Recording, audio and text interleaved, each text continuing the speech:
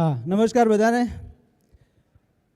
OBC वर्गीकरण विषय sorry कोईने लगभग कोई शक सवाल एवं तो रह्यु नहीं होय के तारक भाईए एटलू सरस प्रेजेंटेशन आपने एक बिल्कुल बारीकाईथी शरूथी लईने छेल्ले सुधी समझायु।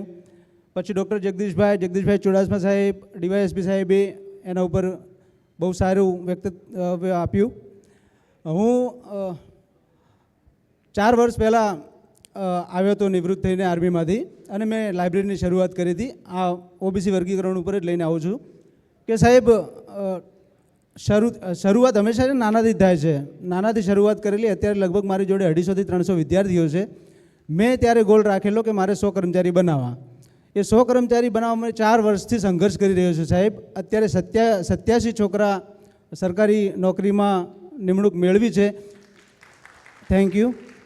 પણ સાહેબ જો આ ઓબીસી વર્ગીકરણ હોત તો આ 4 વર્ષની જગ્યાએ કદાચ 1.5 કે 2 વર્ષમાં સાહેબ આ પૂરું થઈ ગયું હોત। કેમ કે 50 કે 100 છોકરા એમ કહી શકું કે સાહેબ માત્ર માઇક્રો 1 માર્ક 1/2 માર્ક 2 માર્ક માટે ઘણા વિદ્યાર્થી એવા છે જે સારી સારી પોસ્ટોમાં સાહેબ રહી ગયા। અને એ ટાઈમે કદાચ આ જેવું મને આવ્યું ને મને સંપર્કમાં આવ્યા ભરતભાઈ ને તારકભાઈ ને કે ઓબીસી વર્ગીકરણથી આપણને શું ફાયદો થાય। સાહેબ માથું ફરી ગયું કે આપે કઈ દિશામાં છીએ હજી સુધી, સમાજ કઈ દિશામાં છે।